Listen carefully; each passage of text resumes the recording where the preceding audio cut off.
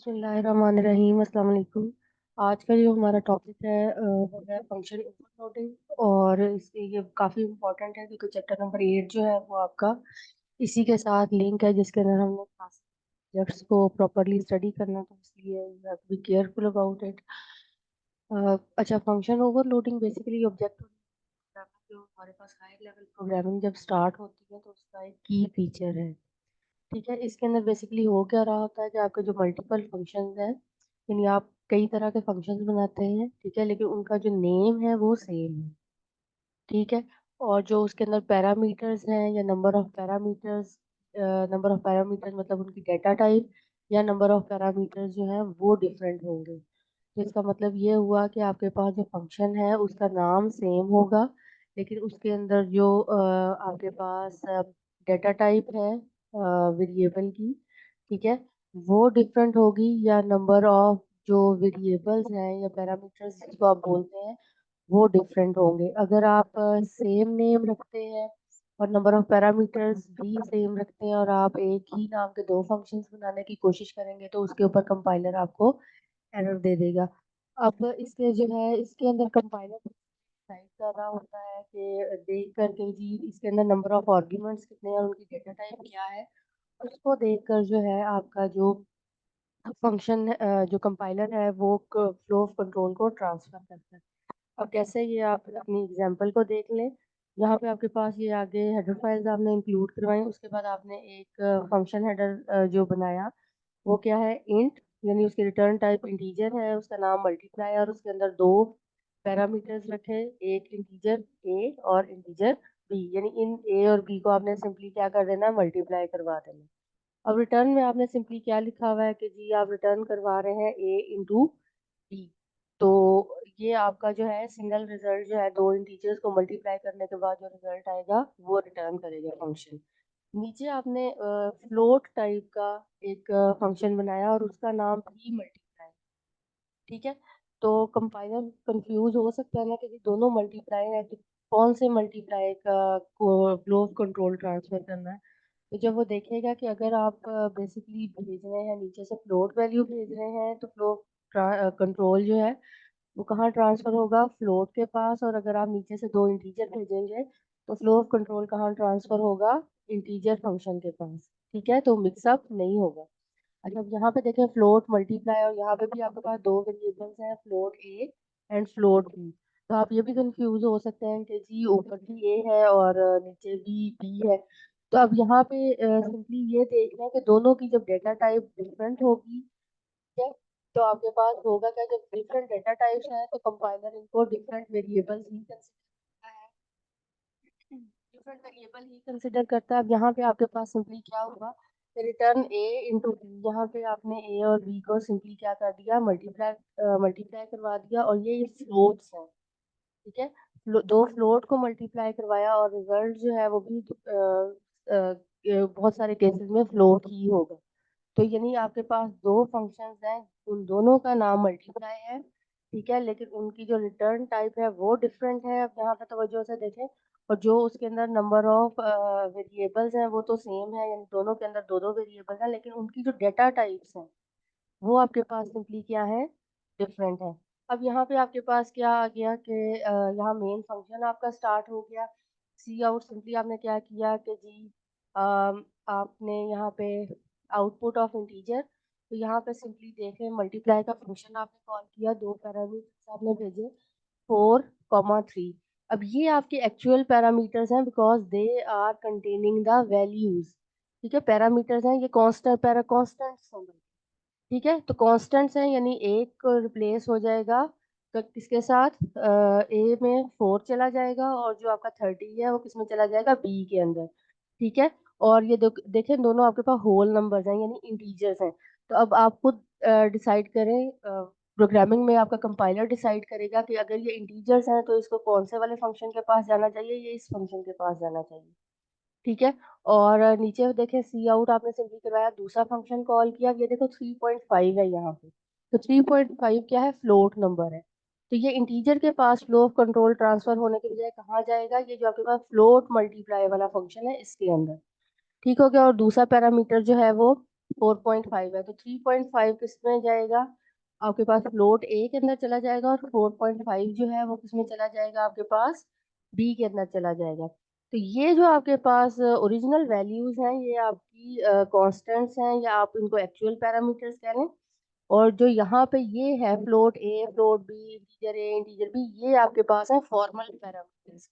यानी इनके पास अपनी कोई ओरिजिनल वैल्यू नहीं है, ये सिंपली वेट कर रहे हैं कि नीचे से कोई वैल्यू आएगी तो हमें असाइन होगी।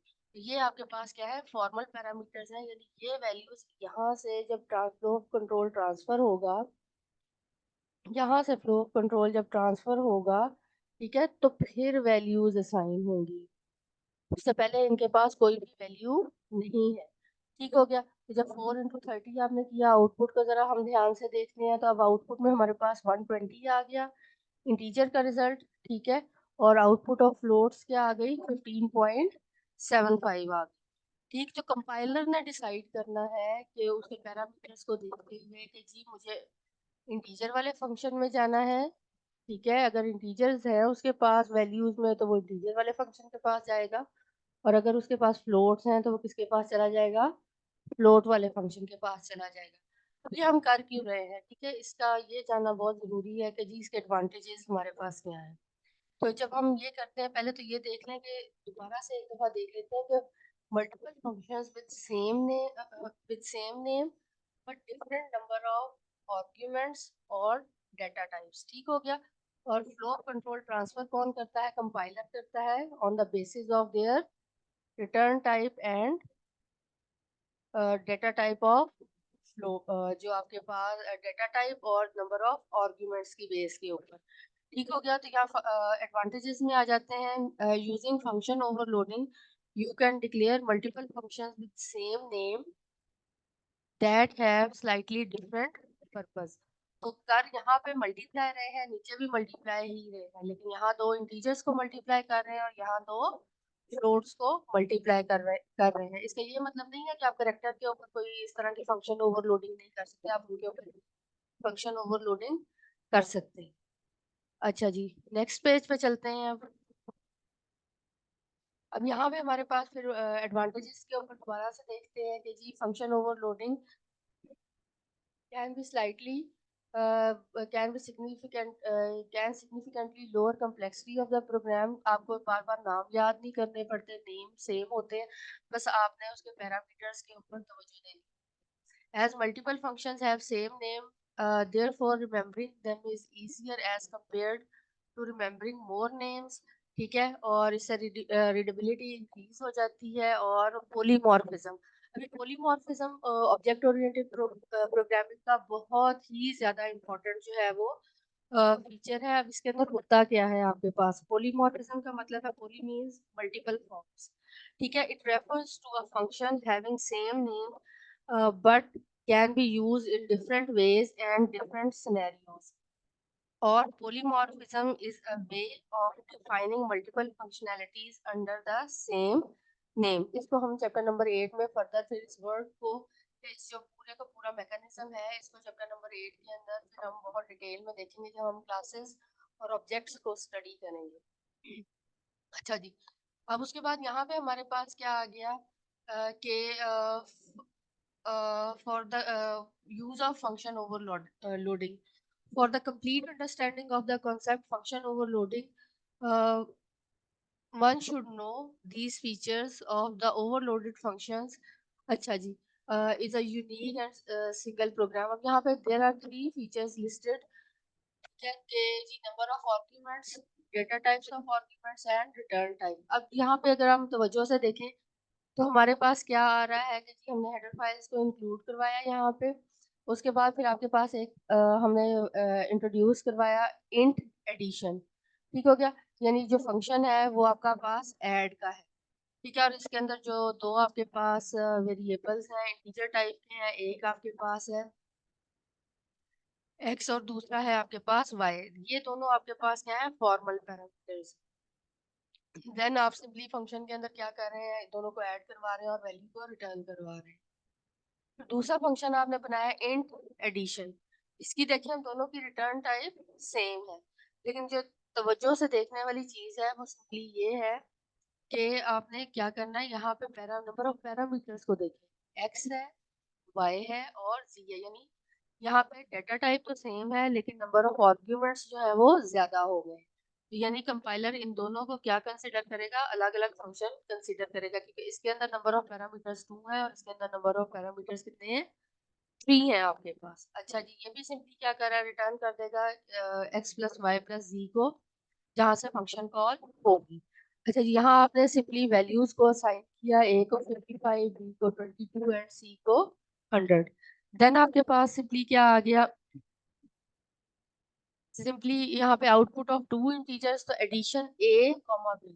अब कंपाइलर यहाँ कंफ्यूज नहीं होगा, बल्कि उसको पता है कि मैं जाकर फंक्शन चेक करूँ कि फंक्शन, वो वाला फंक्शन कहाँ है जिसके अंदर दो पैरामीटर जो ऊपर जाकर देखेगा, दो पैरामीटर यहाँ पे जो आपके पास ट्रांसफर ऑफ कंट्रोल है, यानी ये बेसिकली क्या हो जाएगा, यहाँ से आपका ट्रांसफर ऑफ कंट्रोल होगा और ये यहाँ ठीक हो गया। अच्छा जी, उसके बाद जो भी ऐड करेगा, अब ए और बी जो है इसके अंदर, क्योंकि एक्चुअल वैल्यूज है आपके पास वेरिएबल्स के अंदर, तो ये आपके क्या हो गए, एक्चुअल पैरामीटर्स हो गए, और एक्स और वाई की जो वेट कर रहे हैं, कंटेनर्स हैं बेसिकली, या डमी आप कह लो, ये आपके पास क्या है, ये आपके पास फॉर्मल पैरामीटर्स आ गए। देन उसके बाद ये एंडल, यानी इसके बाद एक लाइन का अगली लाइन में चला जाए, then output of three integers. अब यहाँ पे क्या होगा, a comma b comma c, तो कंपाइलर चेक करेगा कि जी अच्छा, इसके अंदर कितने पैरामीटर्स हैं, 3 पैरामीटर्स हैं, तो फ्लो ऑफ कंट्रोल अब कहाँ पे ट्रांसफर हो जाएगा, ये यहाँ, ठीक है। और ये भी वैल्यू को क्या कर देगा, सिंपली रिटर्न कर देगा आपके पास। अच्छा जी, तो अब ये देखें कि यहाँ पे बहुत तवज्जो से आपने देखना है कि कंपाइलर जो है वो किस तरह से काम करता है, वो खुद से डिसीजन ले लेता है कि मुझे अब जो है वो कहाँ पे जाना है। देन देखें आप, अच्छा जी, here are two functions, और फिर ये उसी की एक्सप्लेनेशन आपको उसने दे दी। अच्छा, फिर पेज नंबर आपके पास 138 आ गया।